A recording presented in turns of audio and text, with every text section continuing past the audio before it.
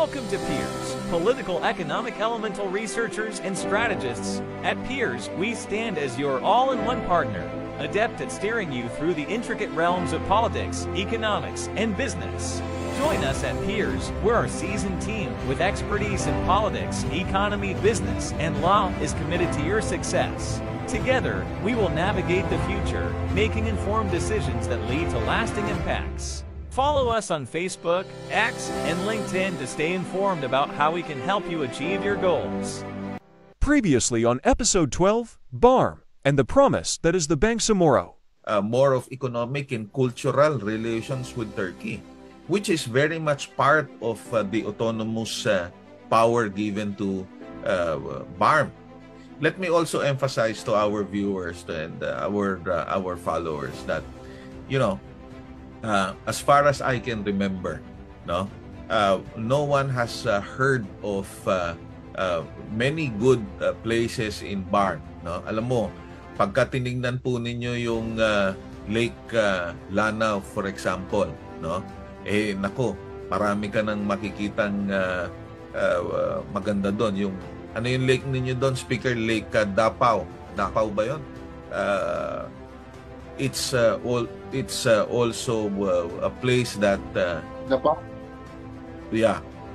we would like to visit that in Lake Davao, yeah.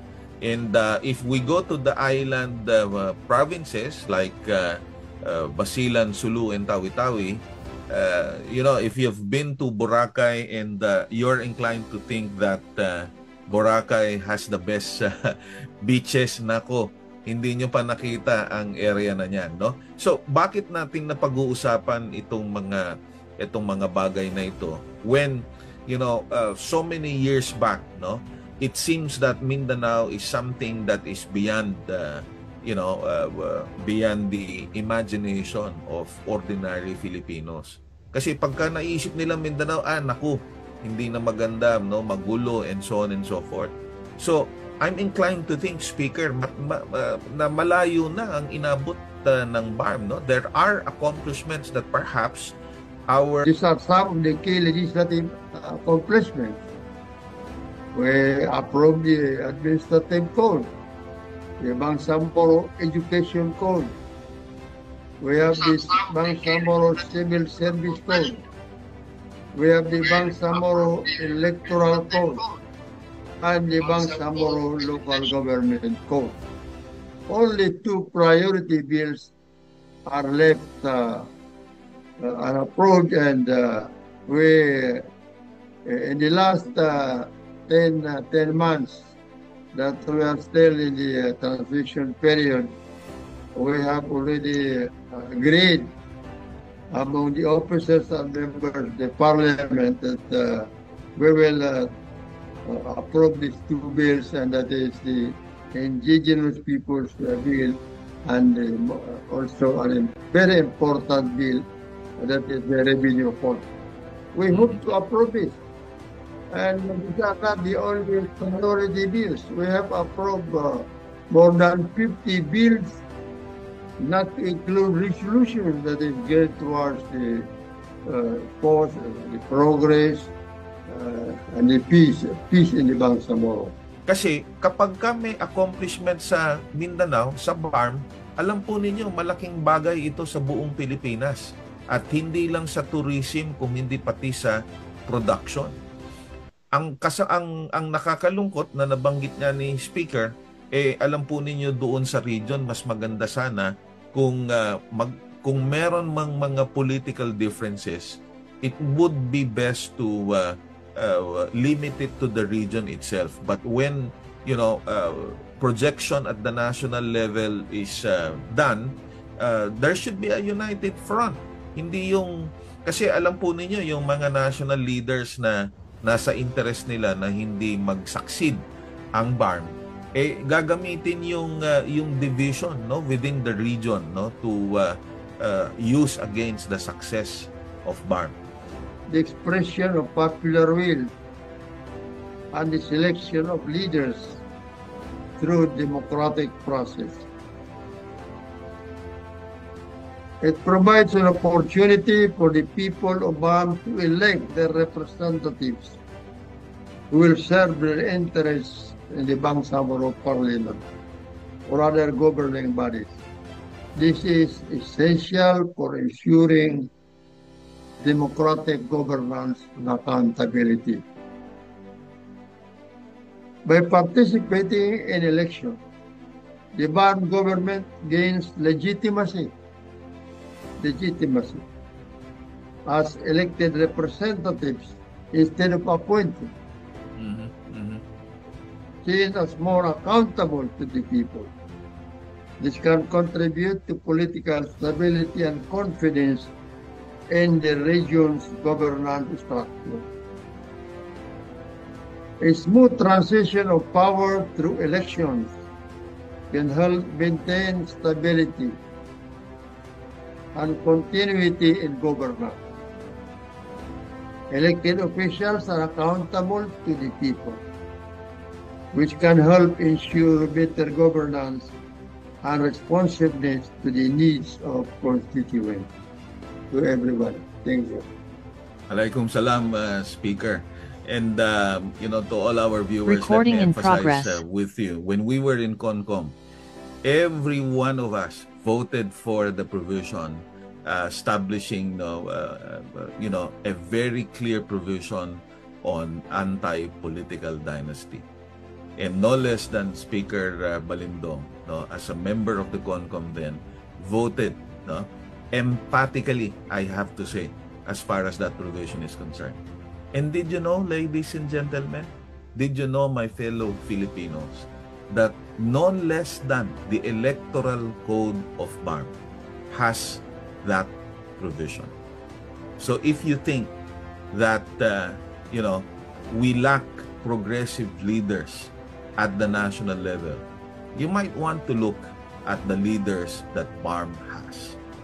And interestingly, we have always been saying that we need reforms, we need changes, we need to do real things to further development. But nonetheless, our biases and our prejudice still remains paramount.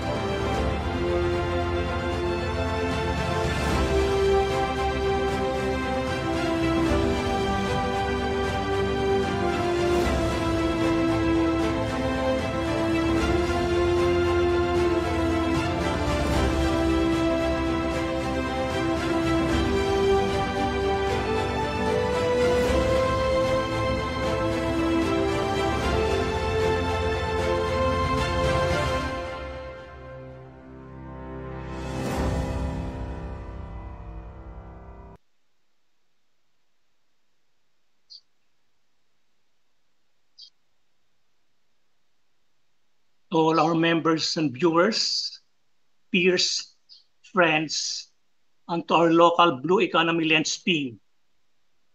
We have Professor Felisa Gomba, PhD, Samar State University Vice President for Academic Affairs. And we have Professor Renato Juktun, Samar State University School of Fisheries. He is an outstanding agricultural scientist, 2019 Eastern Visayas Gawad Saka Award.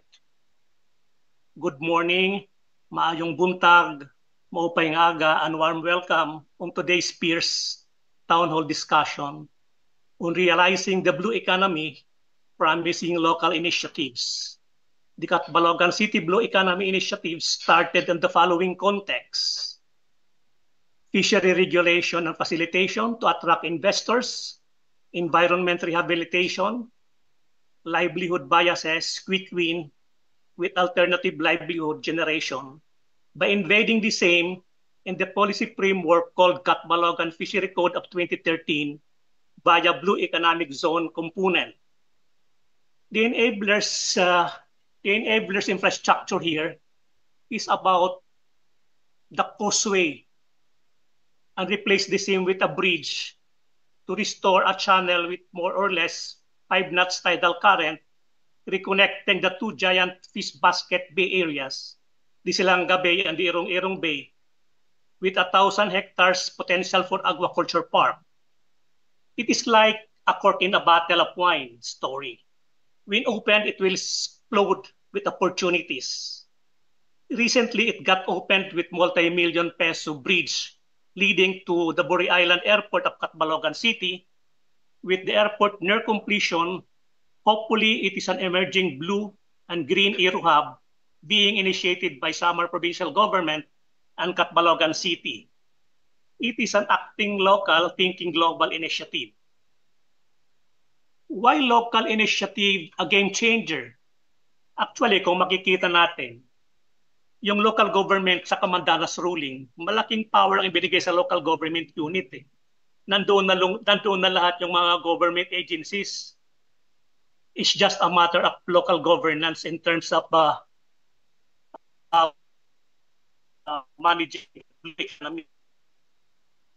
By the way, this local Blue Economy Initiative reminded me of the book of Malcolm Gladwell, The Tipping Point for the Ship of the Critical Mass, seemingly leading to a blue economy revolution, wherein the catalyst is transitioning to fish farming via an iterative process that will integrate other blue economy sectors, which is 13, wherein Catbalogan has more or less, or Samar has more or less 12 potentials.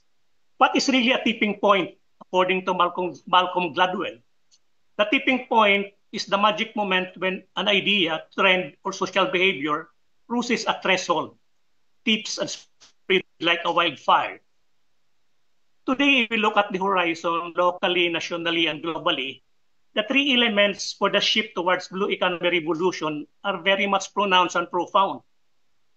One, we have a strong narrative.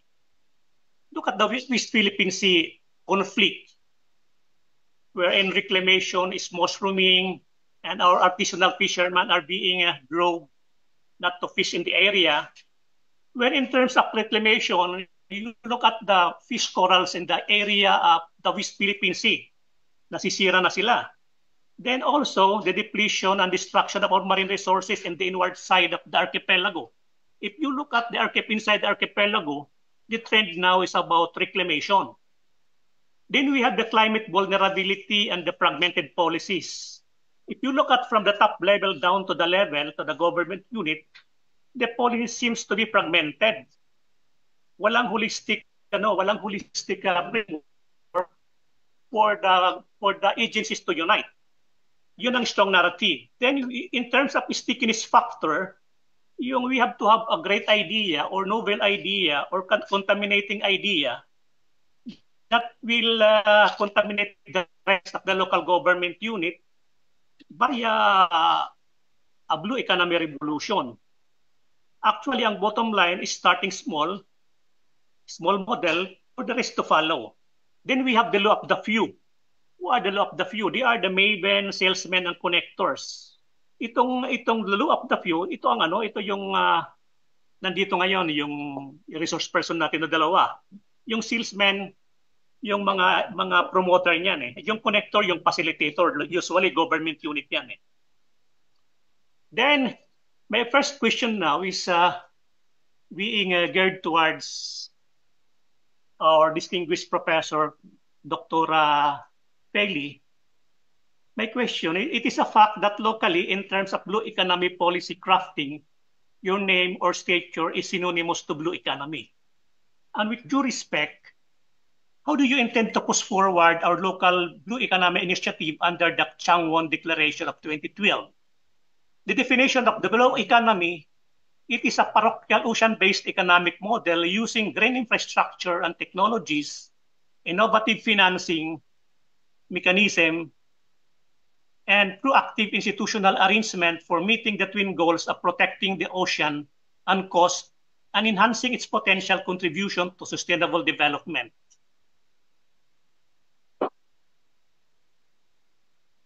Good morning, everyone. Thank you, Sir Raul.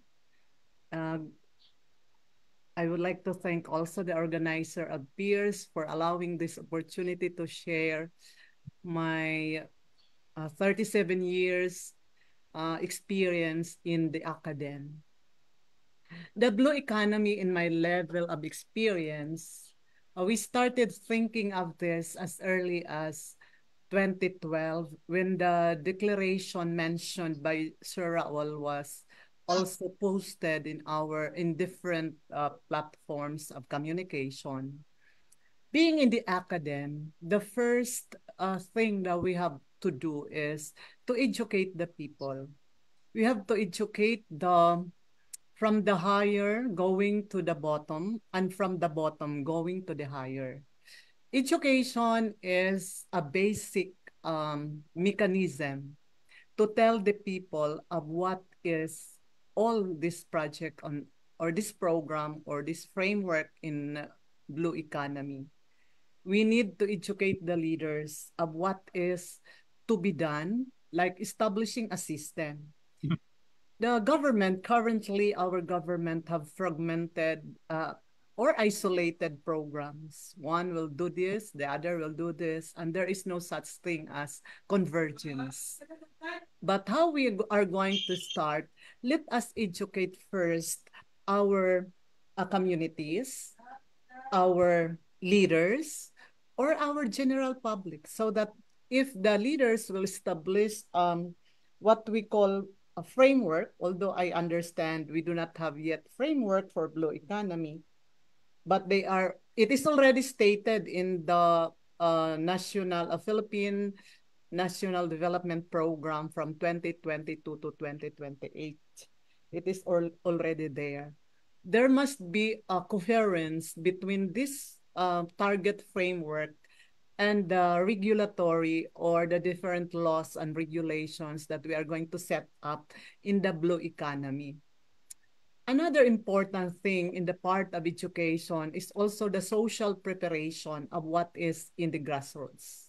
No matter how good is the economic program, if our grassroots or our general public, our constituents, they do not understand of what is behind this program, what is the future of this, then it is difficult to start.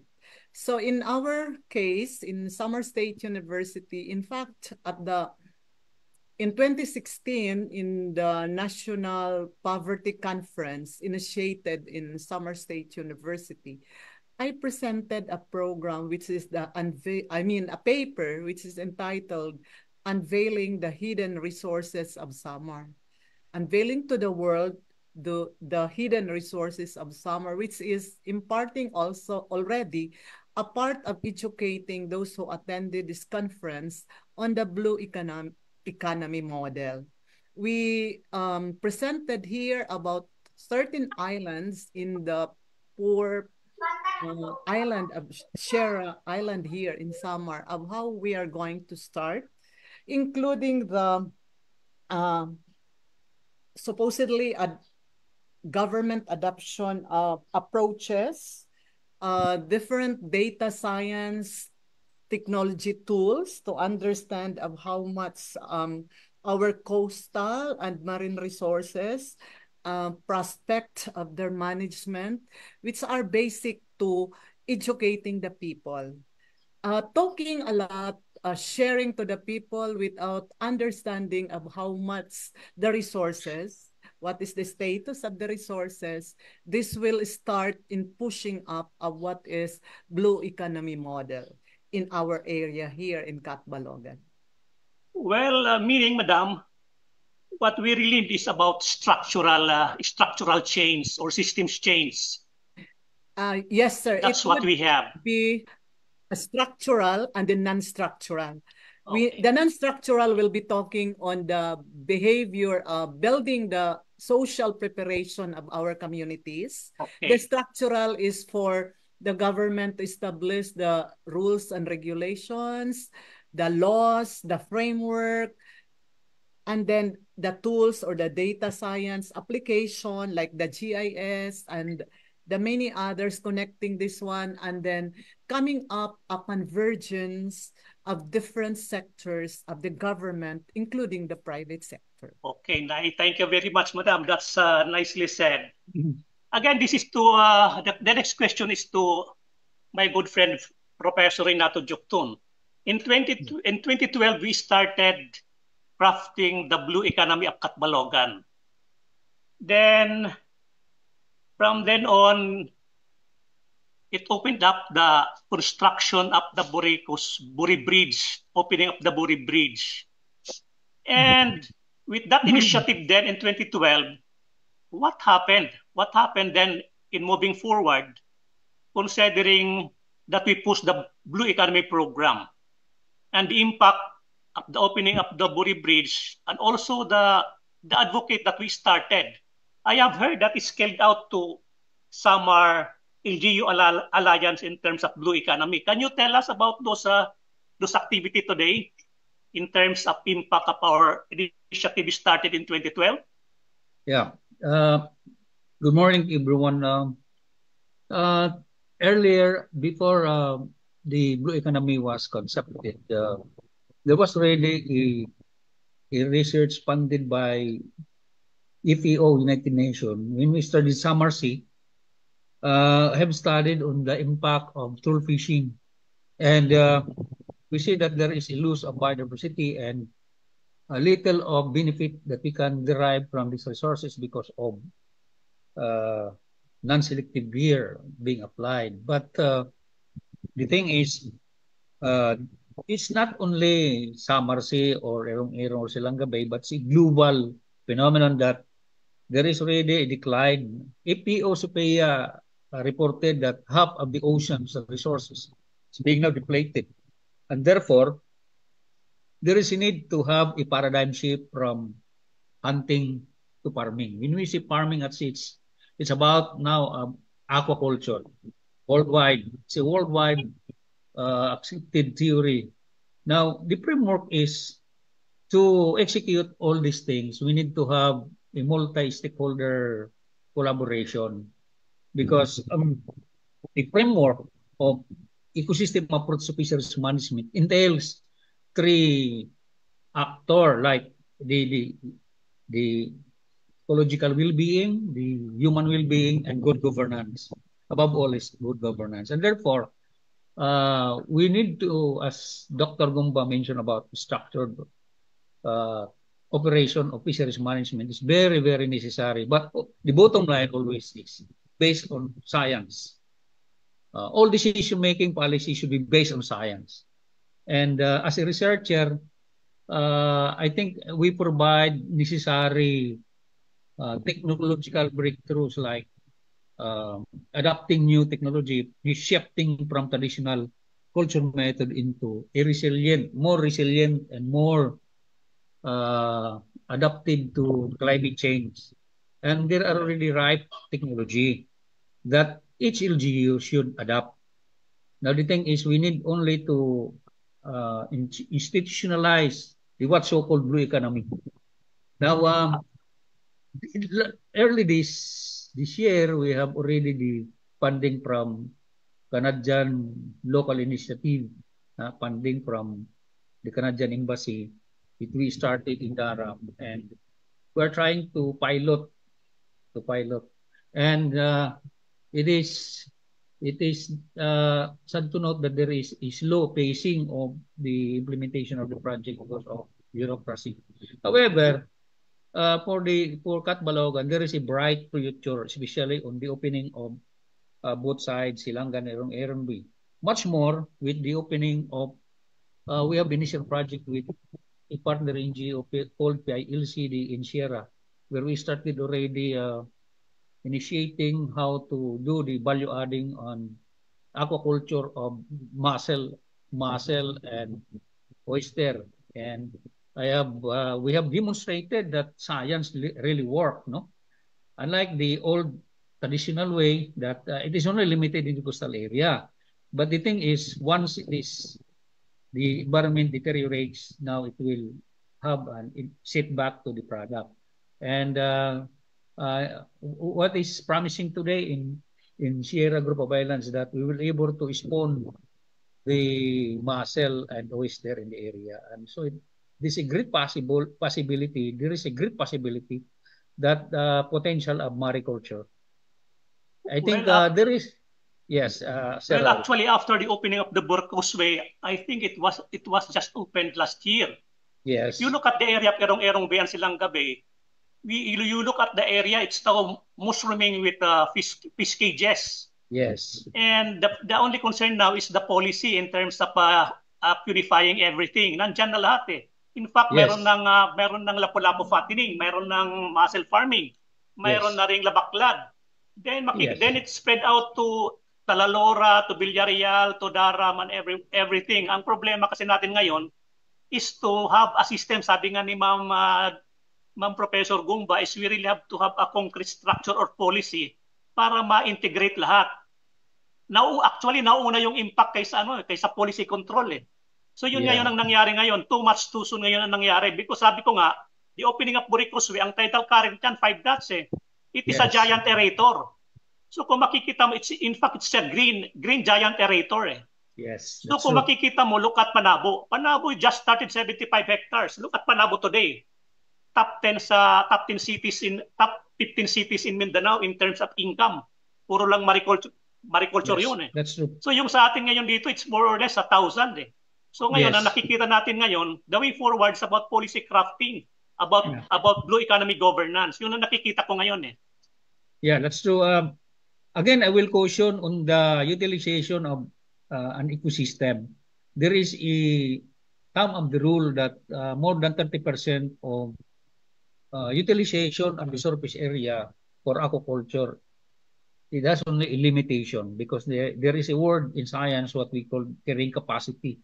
Now, when environment is being overused, meaning you consume more than 30%, there is an environmental setback. Now, in the case of Silanga Bay and Erong Bay, because there is already an opening of the causeway, residence time, when I talk residence time, it is water still that would not allow the bloom of a particular harmful algae. Now, by the opening of this, there are two birds that could be targeted. One is the utilization of the tidal differential undulation. Now, Samar, for that matter, has semi-diurnal, meaning it has 2 tides and 2 high tide in 24-hour cycle. Therefore, there is a big possibility on the installation of the tidal turbine. No, this technology has been emerging already in first world country. The second one is because there is an aeration, the source of oxygen is very abundant. Therefore, we can initiate our local initiative to have a localized mariculture zone, applying the public partnership. Well, And there's a lot of funding is coming in now yeah. using this framework. Well, thank you very much, Sir Prof, for that enlightening explanation. Let's return back to Professor Gumba. I like considering that the Durham Blue Economy and Somerset University, they are in capstone project agreement. I'm impressed with your strategy about the, can you explain us about the small R and the big D strategy? Considering that, I think that would be the handicap of blue economy. The too much focus on research and less on action. Okay, in the academic community, the university is mandated to do research. The research function is the core of the building the expertise of the faculty. So in the side of academic institution like Samar State University, our focus is more on research. So when any agency or sector join with Samar State University or invite Samar State University to join them, like Dharam, usually the focus of the university is research. But translation of research to the field is another difficult field. It's a difficult task for researcher and also the leaders in the local government units. Now, in every activity that we are going to go through, as stipulated in the Memorandum of Understanding or Memorandum of Agreement, the research that we are going to look at is the needed research for this capstone project. Now, what I said, a small research. Now, the local government unit, for now, in all areas here in Samar, they do not have a specified budget for research. It is not clearly stated in their budget or in their investment program or plan how much research are they going to dedicate, how much of the budget or investment that they are going to dedicate in their program or in their project. Now, I said, if we are going to focus the big investment to research, there will be a time that no development at all resulted to any development. But if we focus on the development, on the very first day that you have to establish the capstone project, we need to have indicators of how much for every action is development. Along this one, there must be a research. This is the basic research. For example, if we are going to do a project on this technology, let's start on the basic, on the data science, how much resources Dharam has. Now, in the current technology, we have like the artificial intelligence. We already have a quick data generation, like the use of machine learning to get of how much is, for example, in Kandiwata, which is already functional. Nandiyan na, binivisit na yan ng mga tao. But how are we going to adapt the blue economy in this thing? We are going to start on, if I am the tourist, what can I get from Kandiwata as a resource? So we are going to start on that basic alone. So this example, we need to establish a research, a very small research, but what is the development along the side? So if I am the tourist, I will have, let us say, kukuha ako ng fish doon, kakainin ko yung fish, but I cannot get. Magbaon pa ako para ako makakain doon because we do not have a data. Now, if we are going to have a specific data on this, and then this is the basic research, siguro mga 3 araw, we can get this one. Kasi the research component in an academic setting, the faculty has to do a publication. Hinihintay pa natin ang publication. At the end of the day, it's the faculty who gain. It is not the local government who gain. But here in this blue economy, it is the local government, the government sector, the public sector, the private sector should gain the development. So doon sa development component, sabayan natin yung maliit na research na yan, then go for that big picture of the development. So that in a short period of 3 years, long period na ngayong 3 years, in a year, mayroong tutubo doon na, for example, a resource. Now, for now, it is depleted because of the uncontrolled pollution, water pollution. Our water quality is already affected. We cannot go back to the 1960s, 1970s. If you try to look at the microplastics are there. because we do not have policy how to go. Although there is an announcement that do not leave your trash here, but we cannot control. If you try to swim in that area, you can see plastics, you can see shampoo, a small thing of sachet of shampoos and other plastics. So these are indicators that there is very poor development rules and laws and ordinances implemented in the area. But how to implement this? This is the small research. Maliit lang yan na we need to check why people cannot control, why we cannot control these tourists to throw their waste. In fact, we have a lot of announcements already. Bakit? Nasaan ang attitude? Nasaan ang non-structural system that we need to develop here? Nakamute kayo, sir. Nakamute. You are muted, sir. Sir Brown. Thank you very much, Madam, for the educational insight. Actually, yung sinasabi mo, nakita ko yan doon sa isang model sa Region 8 na involved din ako, yung Palumpon model. Kung makikita mo ang Palumpon model... I really recognize the effort of Palumpon for... Yeah. But it is still isolated, sir. If you go to, what's this, Kalamgaman, part of that Palumpon, it is still isolated. You can still see that part of the ordinance is not strictly followed. Yeah. But really a good start considering now that Kalamgaman, from the Kalamgaman to yung Kalamgaman tourism, yung maritime tourism nila, they are earning more or less, yung LGU, they are earning more or less 30 million a year. Yung Yes, sa marine tourism. Tapos ngayon, recently, this June 24, awarded sila sa sa Gawad, Galing Puhok Award, Walang Gutom Award, yung Danggit sa Adlaw, yung Danggit, yung aquaculture.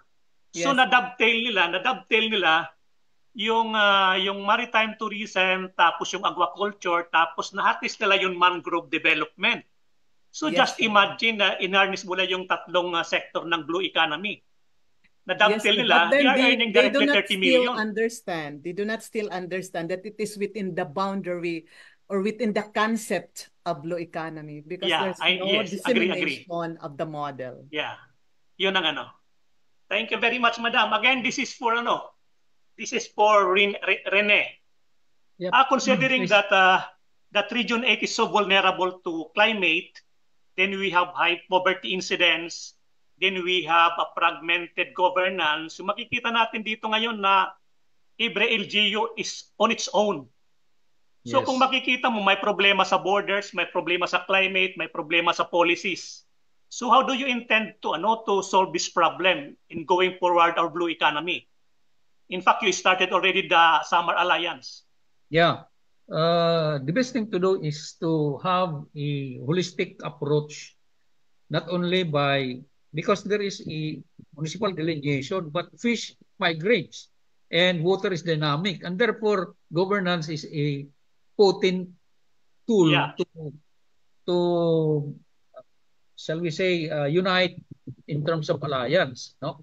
Because there is what so-called in like protecting an ecosystem, there is a spillover effect.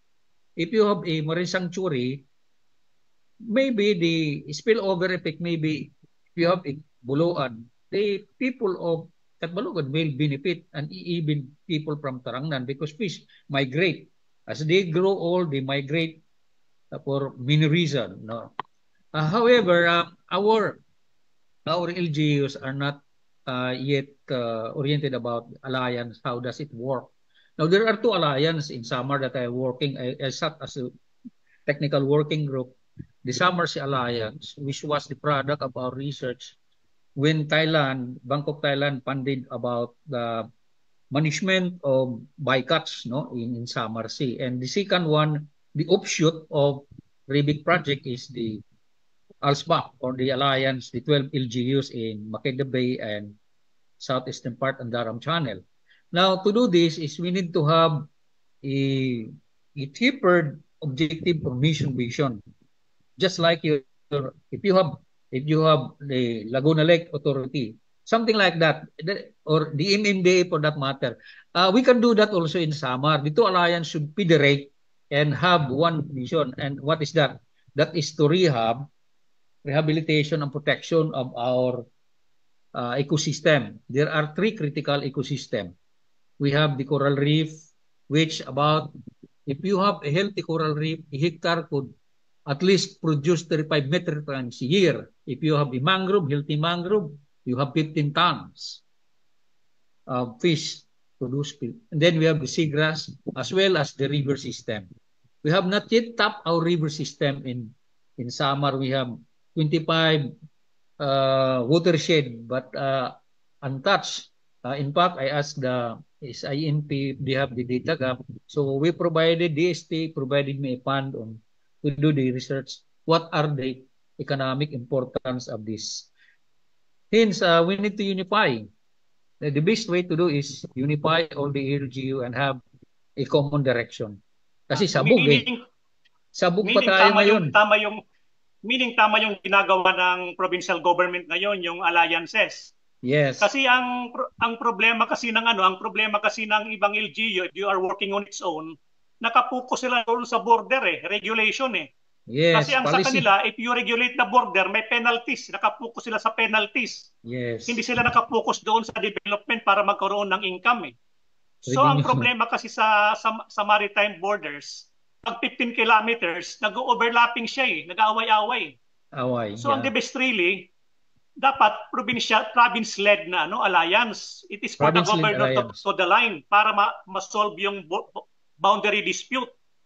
Kasi yung sa BIFAR kasi naubos na yung oras nila para lang doon to establish the boundary. Yes. Nag-retire na lang ako, hindi pa na-establish yung boundary. So yun ang nakikita kong senaryo ngayon.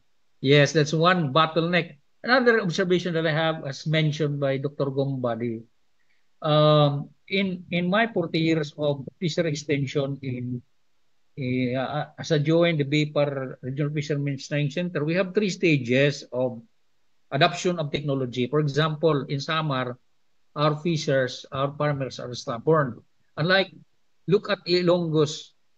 After they plant rice, they plant melon, they plant corn. After that, the pakwan. In our scenario, it's different. We have only rice, coconut. So there is no scientific crop rotation.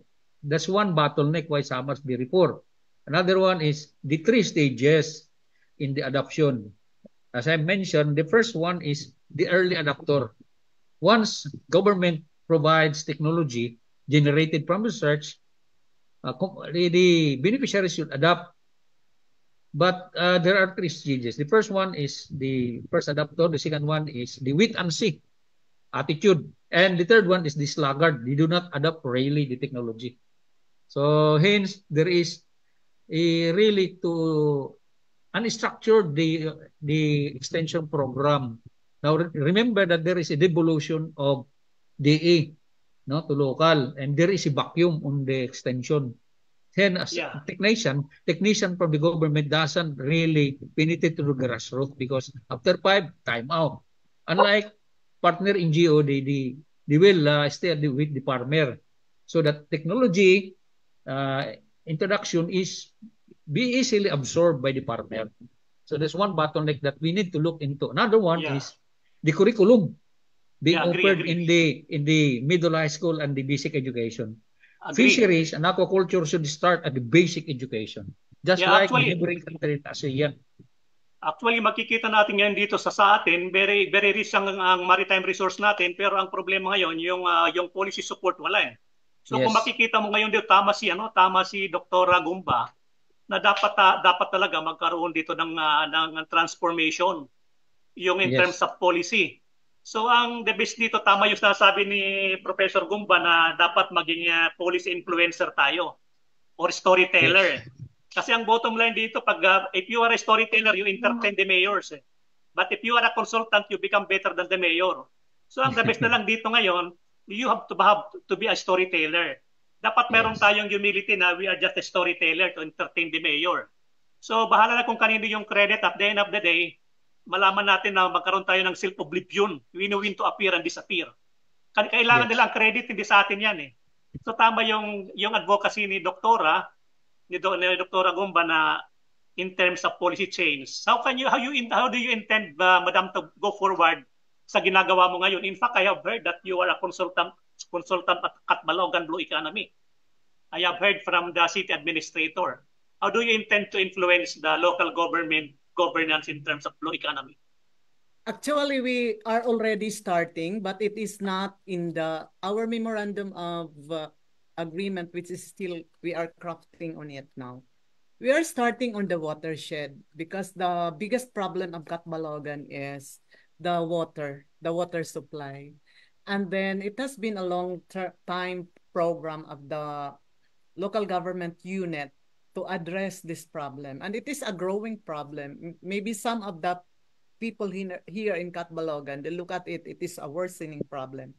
But if we try to understand the ecosystem mentioned by Sir Rene a while ago, there is really a balance management, handling, and understanding about what is in the ecosystem.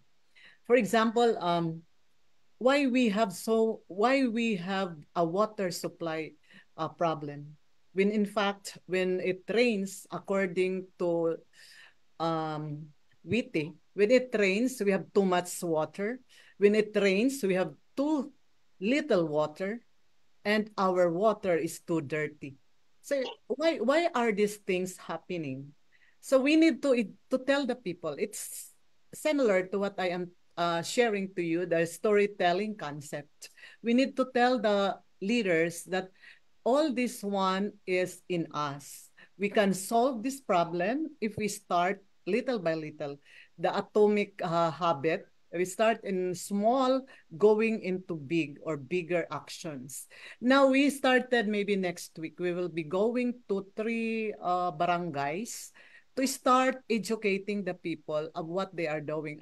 May I share to you how sad it is? We are planting trees. We have tree planting. Our local government, our provincial government are planting trees. They are into this program. There are budget for this. But at the end of 2 years, the trees planted are missing. Why? Why are they missing? Because the people in the area, they are the first consumer of this tree planting. And then the people in the area are not doing tree planting, who are going into this specific activity.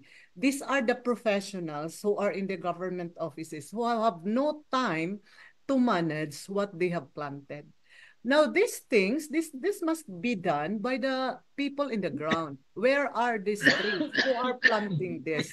When in fact, the one who need to plant this are the people in these barangays. So this is an example of telling stories to the people that you need to plant and do not cut the tree when it is still on the 2 years. Kasi ang ginagawa nila, these are a basic commodity for their household use. 2 to 3 years trees, they cut this one for their own need, but they are not the people planted. These are basic education. If we try to look at this, these are household needs that we never educate our people that if we want to consume, let's start on our own. So if they cut the tree, 2 years pa lang, anong mangyayari yung next 2 years? How do we call this? The babies. So wala nga silang makitang tree. So this is an example that we have to tell the story. We have to, in our case now, we prepared already materials. These are story type so that these are non-narratives, but these are pictures of stories to be given to the community. In any form of, we have set like a group of 3 faculty with the students to tell stories. Our Sir Rene is correct to stay in the community for a week and share with them in terms of play, movies, and all. These are little non-credit maybe to some of the leaders, but if we start a model for this community, it may be bigger in the next 3 years.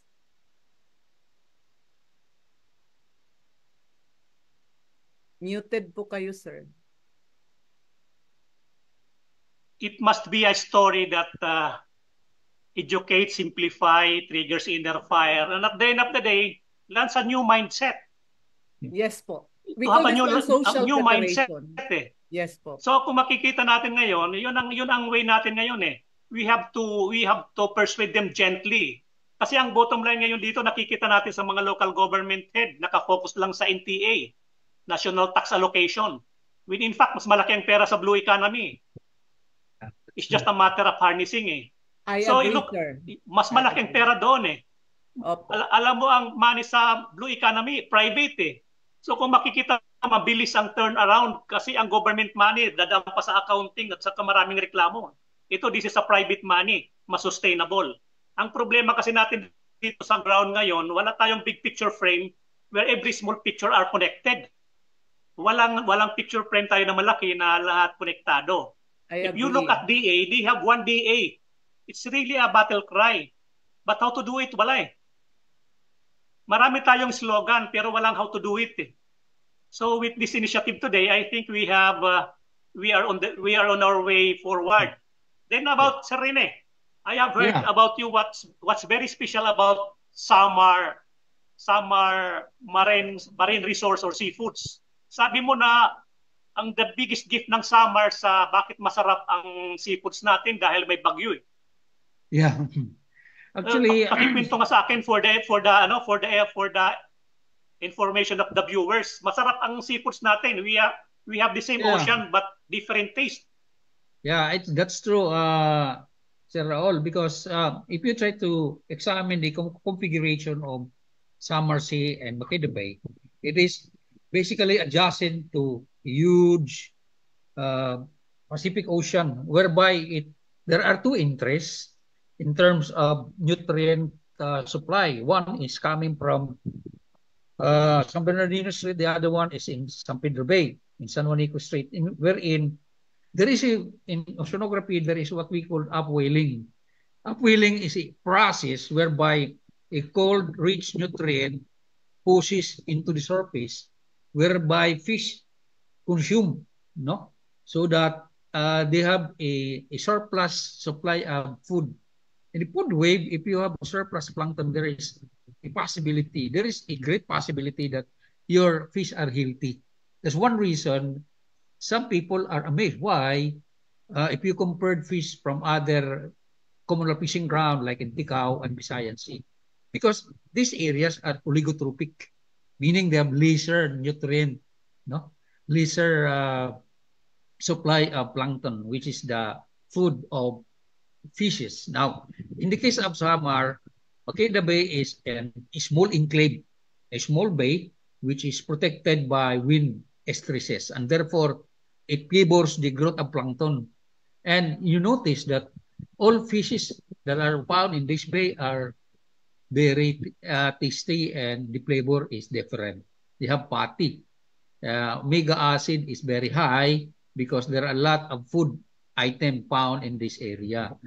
Secondly is there is a distribution of other animals, but very diverse, although some have already been extinct, like your kabangongo, your kabasi is already extinct. It's because there is an anthropogenic intervention, so that if we properly manage, then we can sustain. I think there is really a need to introduce aquaculture, and aquaculture is not just a wink of an eye. It should be implemented by heart, no? So the government should focus on this area.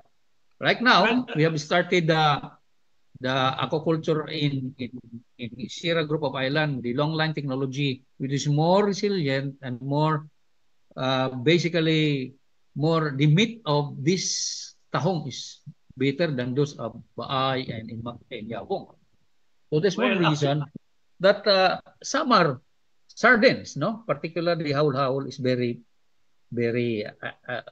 tastes well compared to other fishing ground, because high seas is less nutrient or less meaning these factors, malaking bagay yung mayroon tayong bad weather dahil yung dagat na i-steer siya.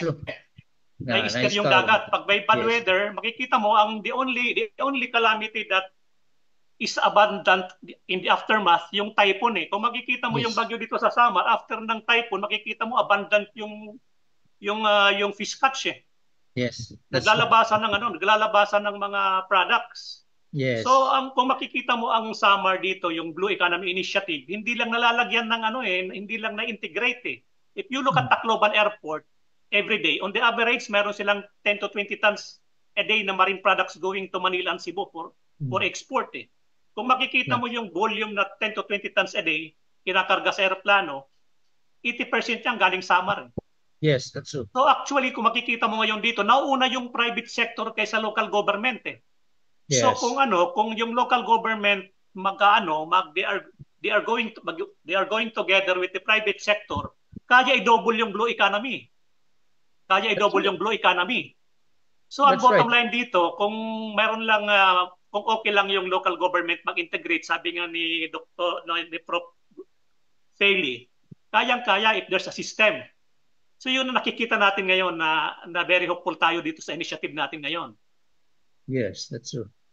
Regarding naman about Doktora, how about the circular economy that you are saying about on blue economy, the circular one? Makikita natin ngayon enterprise tayo, hindi tayo industry. Sari-sari store lang tayo eh. Wala tayong industry. Yes. I don't know what happened to summer that we are in the small scale. But if we try to analyze the building of the attitude, sustainable is very important. The word sustainable must be there. Patience is another value that we have to create. People in summer, they are into a short-term type of development. We start in one program, we end as early as 1 year or two. We do not look at the framework. What is really the framework in a period of 10 years? What is the year-by-year development? If we try to analyze what is in the sustainable development framework, it will take years. So we start on the first year, what is expected in the first year, what is in the second year, up to 10 years. So framework is very important. Let us establish a framework of what is sustainable and in a circular economy. When we talk of circular economy, it is within us. It is an economy that will move within us in unlimited resources that we have. Now, let us try, for example, the zero waste management, which everybody is advocating. In fact, zero pollution everywhere is announced, zero waste management. If you try to look at this, these are beginning of circular economy. What is also in our blue economy that we can move within a circular economic model? So let us adapt these different models that we have here. So including in here is we try to develop a framework, a blue economy model within a circular economic model. In fact, our masteral students in Samar State University, every semester, they are making a report on this. But what is the translation of these different models that our leaders have already started? It is in their mind. So again, an education of our leaders along here, what is there, but most of especially our local executive, that they are busy in what is in their mind, you know. So let us, how we call this one? Let us change their perspective. But how to change, that is another different thing, and only educating them through our advocacies, those who are here in this organization. I am happy that I am part of this today so that we can communicate. Although maybe I do not know how many audience that we have, but if we try to start learning what is circular economy, what is blue economy, this is a good start. And let us make sustainable efforts on this so that our future are assured of their future. Our future generation is assured of their future. Well said, Madam. Actually, kung makikita natin yung Samar, para tayong Africa, mayroong resource course eh. Sobrang yaman pero mahirap eh. Kasi ang bottom line dito, makikita mo ang Japan na resource deficit and yet they are very rich eh. Pero tayo parang Africa eh. Mayaman pero naghirap. Pero at the end of the day, pasalamat tayo ngayon na may crisis. Kasi in crisis, we are being heard. Yes, sir. Like Singapore, they have no water, but why are Singapore is number one in terms of development? So yun makikita natin ngayon. Siguro it's high times na too late. Kung makikita natin, we really have to be energetic in doing this advocacy. So kung makikita natin ngayon, ang problema kasi natin ngayon sa local is about hindi lack of fund, lack of plan to leverage financing. Yeah, that's it. Yun ang problema. Bakit ang ibang plan hindi makaleverage ng finance? Kasi it's not novel. Dapat bago. Dapat ngayon meron tayong creative governance. Yes, sir. Nakapokus tayo sa solusyon, hindi nakapokus sa problema. So kung makikita mo ngayon dito, yung government program dito, more on ayuda. So if you look at the ayuda program, it's going to Mendecan Sea. So yun ang bottom line ngayon dito ngayon. Siguro with the blue economy, this is a game changer. Yeah. Kasi ang control ng mga agencies ngayon, wala na sa national, nasa local government unit. Nandoon na DA, devolve. DNR, yung iba karamihan devolve na. Kasi at the top level, kung makikita mo, yung national agencies, they are in a turfing mood. Hindi nakikialam doon sa ibang function nila. Ang tawag doon, interdepartment courtesy. To the point na hindi nagtutulungan. Pero on the ground level, I think we can consolidate, we can create convergence with this blue economy. Yes. And ang bottom line palagi kasi ng local government, what is for the local in terms of financing. So with this, I think we have to be a business developer. Dapat ang approach natin dito ngayon sa blue economy, tayo dito business developer. Kasi pag business developer, may ROI. So ito ngayon, nakikita natin ngayon with this initiative ngayon with the blue economy na wala pang model, wala pang framework, wala pang roadmap. Tama itong ginagawa natin. Kasi ang framework dapat dito galing sa ground, hindi galing sa taas. Kasi if you talk about roadmap, you can only see the road and not the potholes. Kasi kung makikita mo nasa ground tayo, we can see the potholes. Madali lang maggawa ng roadmap pero hindi mo nakikita doon yung mga challenges. Yeah. And with this episode, I think we really have to start now. Yes. And before I end this meeting, allow me to have a quotation about creativity. Kung makikita mo yung about creativity,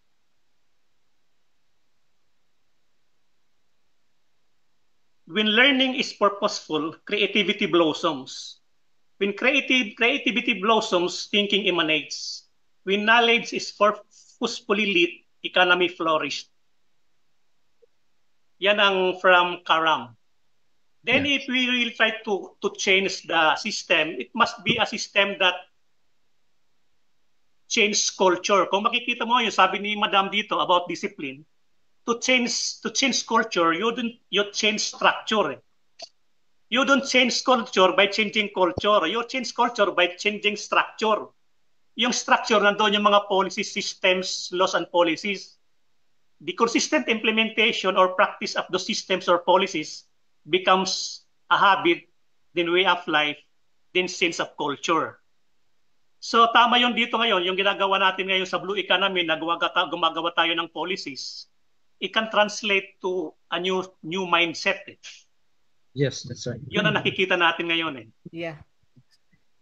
So yung to change yung systems thinking kasi tatlong component yan. You have to embrace the problem and know the problem.